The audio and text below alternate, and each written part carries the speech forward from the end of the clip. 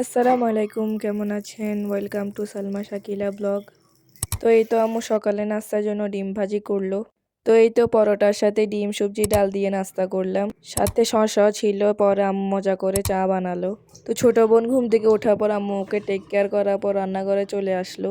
বাইরে গরু মাংস বা যে কোনো কিছু কাটতে দিলে ওরা পিসগুলা বড় করে রাখে, এই জন্য আব্বু গরু মাংসগুলোকে ছোট পিস করে নিল।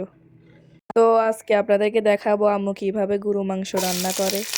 যেহেতু আম্মুর গরু মাংস রান্না করা অনেক মজা হয়, তাই জন্য ভাবলাম আপনাদের সাথে শেয়ার করি।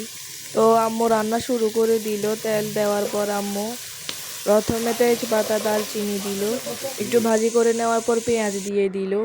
পেঁয়াজের পরে লবণ দিয়ে দিল যাতে পেঁয়াজগুলো ভালোভাবে মেল্ট হয়। এরপর আম্মু হলুদ মরিচ কারি পাউডার আর আমার আব্বুর দোকানের মিক্স মশলা দিয়ে মশলা কষালো। মশলা কষানো শেষে আম্মু মাংস দিয়ে দিল। তার আগে তো অবশ্যই মশলায় আদা রসুন দিল।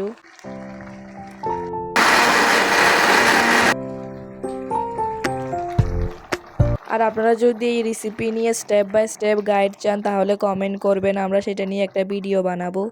আর অবশ্যই আমাদের ভিডিওতে লাইক ফলো শেয়ার দিতে ভুলবেন না। আর ইউটিউবে আমাদের ব্লগ সাবস্ক্রাইব করবেন।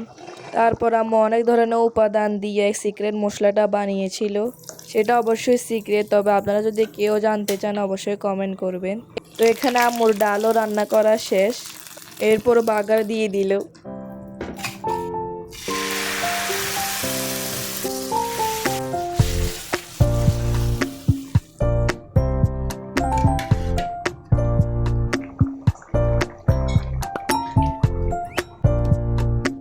দেখতেই পারছেন কত সুন্দর গরু মাংসের কালার এসেছে। শেষে শুধু উপর দিয়ে ধনেপাতা দিয়ে দিল। আম্মু যত ধরনের রান্না আছে শুধু শাক ছাড়া সব রেসিপিতে আম্মু ধনিয়া পাতা দে। এরপর টিভি দেখতে দেখতে দুপুরের লাঞ্চ শেষ করলাম। সবাই ভালো থাকবেন, সুস্থ থাকবেন, আমাদের জন্য দোয়া করবেন। আল্লাহ হাফেজ।